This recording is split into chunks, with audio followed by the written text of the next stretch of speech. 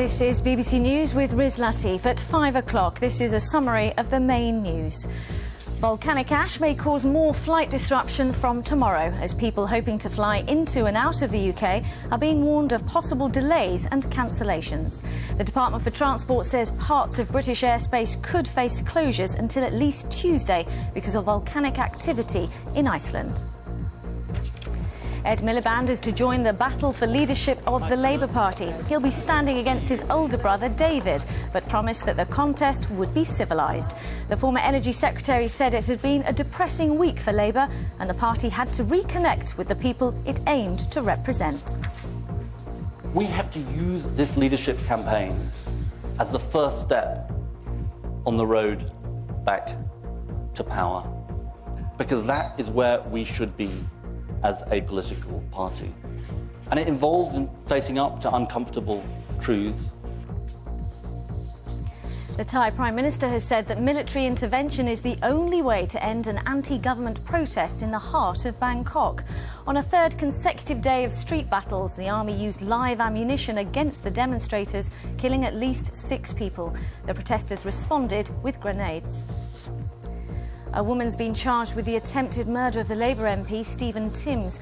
Roshanara Chowdhury, who's 21, is accused of stabbing him during a meeting in his constituency in East London yesterday afternoon. The Joint General Secretary of Unite, Tony Woodley, says he'll seriously consider calling off the forthcoming BA cabin crew strikes if volcanic ash leads to a closure of UK airspace. On Monday, the new Transport Secretary Philip Hammond will hold talks with British Airways and Unite to try to avert any industrial action. Thousands of Eurostar passengers are facing long delays after all services through the Channel Tunnel were suspended this morning.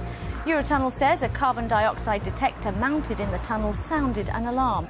A limited service is now running, but Eurostar says there will be delays throughout the day. The Ulster Unionist leader, Surej MP, has announced he's to stand down as leader within the next few months. His party failed to win any seats in the general election. A new leader will be in place for the party's annual conference, expected to be at the end of October. A 9-year-old Dutch boy who was orphaned in an air crash in Libya is flying home with his aunt and uncle. Ruben van Asso lost his parents and older brother when their plane came down short of the runway at Tripoli Airport on Wednesday, killing 103 people. He was told last night that the other members of his family had died. After several near misses, Didier Drogba helped Chelsea to a 1-0 win over Portsmouth in the FA Cup final at Wembley. Minutes before the goal, Portsmouth failed to take the lead themselves after Kevin Prince Boateng missed a penalty.